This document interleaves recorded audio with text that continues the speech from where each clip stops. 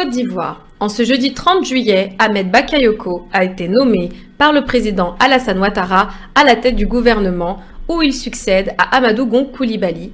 Celui qui était jusque-là le seul à bénéficier du rang de ministre d'État au sein du gouvernement chargé de la Défense depuis 2017 a été nommé Premier ministre par décret présidentiel. Il conserve dans le même temps sa fonction de ministre de la Défense. Cette nomination n'est pas une surprise, car elle s'inscrit dans la continuité des choses. En effet, c'est lui qui avait été chargé d'assurer l'intérim à la tête du gouvernement lors de l'évacuation de l'ancien Premier ministre. Communiqué de la présidence de la République. Le président de la République, son Excellence M. Alassane Ouattara, a procédé ce jeudi 30 juillet 2020 à la signature d'un décret portant nomination de M. Ahmed Bakayoko en qualité de Premier ministre, chef du gouvernement, ministre de la Défense, fait à Abidjan le jeudi 30 juillet 2020. Le climat politique est tendu en Côte d'Ivoire. Le parti au pouvoir est toujours dans l'attente de la nomination de son candidat. Pour rappel, le dauphin désigné du président Alassane Ouattara, qui devait se présenter à la présidentielle d'octobre pour le compte du parti au pouvoir, est mort après un malaise cardiaque mercredi 8 juillet 2020 à l'issue d'un conseil de ministres. Amadou Gon Coulibaly, 61 ans, venait de rentrer en Côte d'Ivoire après 2 mois passés en France. Transplanté cardiaque en 2012, il avait été évacué en urgence à Paris le 2 mai, malgré la fermeture des frontières en raison de l'épidémie de coronavirus, afin de subir une opération. Son état de santé avait suscité de nombreuses interrogations, notamment sur sa capacité à mener la campagne et conduire son camp à la victoire. Il conservait cependant la confiance absolue de son mentor, le président Alassane Ouattara.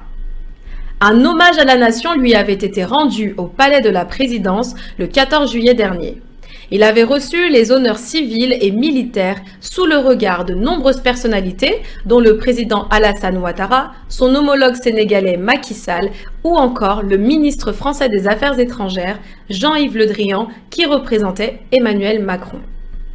Il a été fait Grand Croix de l'Ordre national, la plus haute distinction du pays à titre posthume.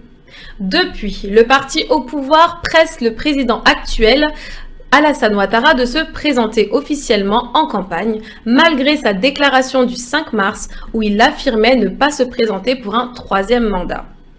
Lors d'une rencontre le 29 juillet à Abidjan, face aux principaux cadres de son parti, Alassane Ouattara a donc demandé un peu de patience, juste le temps du recueillement et de la récupération après la mort de son dauphin Amadou Gon Coulibaly. Il aurait déclaré « Je prends acte de la résolution du Conseil politique et de votre demande. Je suis avec vous et vous savez que je ne vous ai jamais déçu. » S'il se présente, il devra affronter l'opposition qui lui conteste le droit d'effectuer un 3e mandat en vertu de la Constitution qui n'en autorise que 2. Cependant, le parti au pouvoir estime que l'adoption d'une nouvelle Constitution en 2016 a remis les compteurs à zéro. Des problèmes au sein même de son parti pourraient empêcher une nouvelle réélection. Nous pensons aux dissidents, dont Marcel Amon Tano, ancien proche d'Alassane Ouattara et ex-ministre des Affaires étrangères, qui a annoncé sa candidature à l'élection présidentielle de Côte d'Ivoire le 22 juillet. Il avait claqué la porte du gouvernement pour marquer son désaccord avec le choix porté sur l'ancien Premier ministre défunt, Amadou Gon Coulibaly, comme candidat du parti présidentiel après avoir proposé sans succès l'organisation de primaires.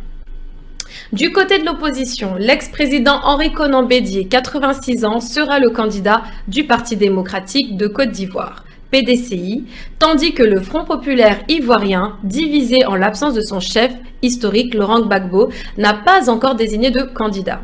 Depuis Bruxelles où il réside après son acquittement par la CPI qui le poursuivait pour crimes contre l'humanité, il demande aux autorités ivoiriennes de lui établir un passeport pour rentrer en Côte d'Ivoire. Ses nombreux partisans le pressent aussi de se lancer dans la course malgré sa condamnation par la justice ivoirienne à 20 ans de prison. L'ex-chef rebelle et ancien Premier ministre Guillaume Soro, 47 ans, s'est déclaré candidat mais vit en exil en France après sa condamnation par la justice ivoirienne à 20 ans de prison pour tentative d'insurrection. La date limite du dépôt des candidatures est le 31 août. Le gouvernement ivoirien fait face à de nombreux défis, notamment à cause de la démission du vice-président qui a eu lieu le 13 juillet, Daniel Kablan-Donkin, pour des raisons de convenance personnelle selon ses dires. Mais également avec l'absence du président du Sénat, Jano Ahoussou Kouadio, qui a quitté le pays le 2 juillet. Atteint du Covid-19, il serait sous observation médicale en Allemagne. Enfin, car environ 7 millions de personnes, soit un quart de la population, est passée sous le seuil de pauvreté à cause de la crise sanitaire. Des familles entières pourraient se retrouver complètement démunies en raison du Covid-19. Le gouvernement a annoncé un plan de riposte.